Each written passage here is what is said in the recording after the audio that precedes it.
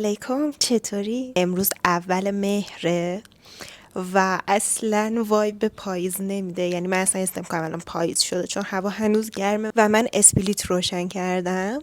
امروز روز خوبی نبود برای من، به خاطر اینکه داشتم فکر میکردم، حس میکردم گم شدم. اینجوری بودم که خب با خودم چند چندم، با اهدافم چند چندم، با چیزایی که میخوام چند چندم.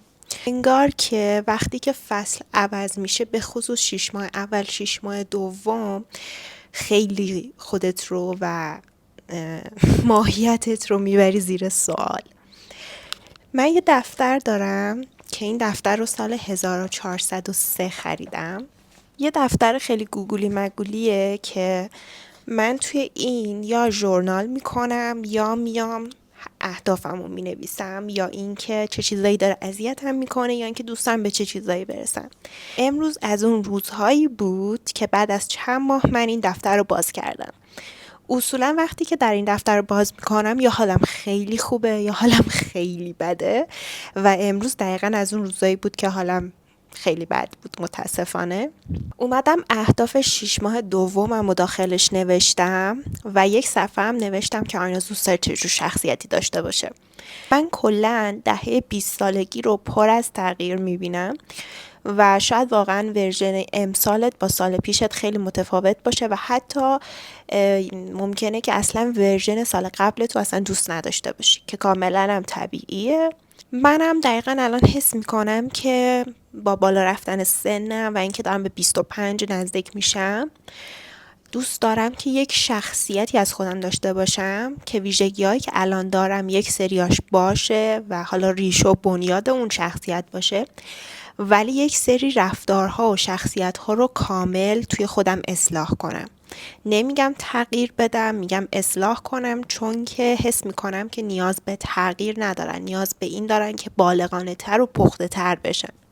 اومدم توی این دفتر نوشتم که دوست دارم که چه جور شخصیتی داشته باشم. نمیتونم براتون بخونمش متاسفانه، به خاطر اینکه خیلی شخصیه، ولی اگر که شما هم حس میکنین که شخصیتی که الان دارین نیاز داره که پخته تر بشه، بالغانه تر بشه، حتما پیشنهاد میکنم که روی یه کاغذ توی یه دفتری که میدونین یک روزی بهش برمیگردین، شروع کنین به نوشتن این که دوست دارین که چه شکلی باشین، چه جوری باشین و چه شخصیت‌هایی رو حتی دوست دارید. شما ممکنه یک سری آدم‌ها رو اون بیرون ببینید، آدم‌هایی که دوستانتونن، همکارتونن یا حتی خانواده‌تونن، و یک سری از ویژگی‌های شخصیتیشون رو خیلی دوست دارین. سعی کنید که اون ویژگی‌های شخصیتی رو پیدا کنید و اگر که میخواین شبیه اون باشید برای خودتون بنویسید و خیلی کمک میکنه این.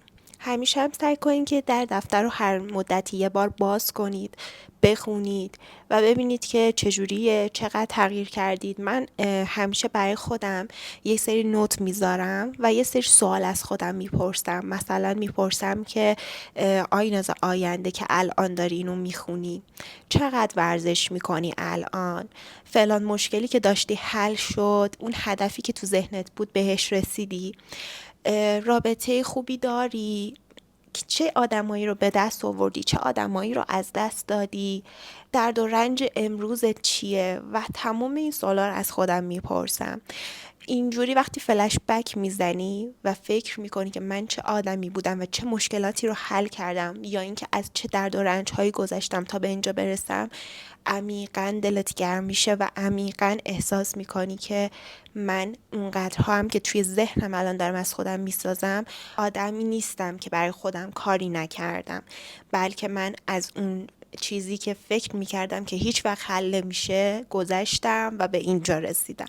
همین دیگه. من میخوام برم ادامهشو بنویسم، قهوه‌مو بخورم، آمریکانو عصر، اونم توی روزایی که جدیدن خیلی زود خورشید غروب میکنه، واقعا حس خوبی میده.